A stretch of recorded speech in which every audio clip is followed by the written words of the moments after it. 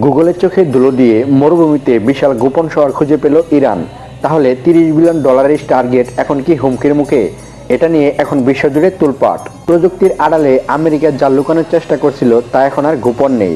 সম্প্রতি ইরানের revolutionary guard corps আইআরজি একটি ভিডিও প্রকাশ করে পুরো বিশ্বকে চমকে দিয়েছে। কি দেখা গেছে সেই ভিডিওতে? গুগল ম্যাপে আবুধাবির যে মরুভূমিকে বছর পর বছর জলশূন্য ও দুদু বালুচর হিসেবে দেখানো হচ্ছিল, ইরানের অত্যাধুনিক নাইট ভিশন ও থার্মাল ইমেজারিতে সেখানে ধরা পড়েছে এক বিশাল গোপন শহর। প্রতিরক্ষা বিশেষজ্ঞদের মতে এটি মূলত ওপেনএআইয়ের সেই বহুল আলোচিত $30 billion Stargate data centre.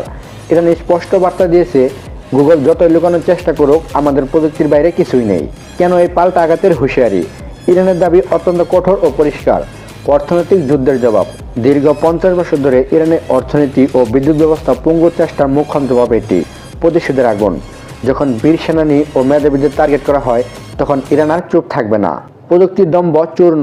America যদি ইরানের সাধারণ মানুষের জীবন বিপন্ন করে, তবে ইরান তাদের সবচেয়ে দামি এই প্রযুক্তি প্রকল্প গুড়িয়ে দিতে দ্বিধা করবে না। তাদের ভাষায়, তোমরা আমাদের ঘর পুড়িয়ে দিলে আমরা তোমাদের প্রাসাদে আগুন লাগাবো। কি বিষয়টা বুঝছেন না বুঝেন নাই? এ বিষয়ে আপনার মতামত কি?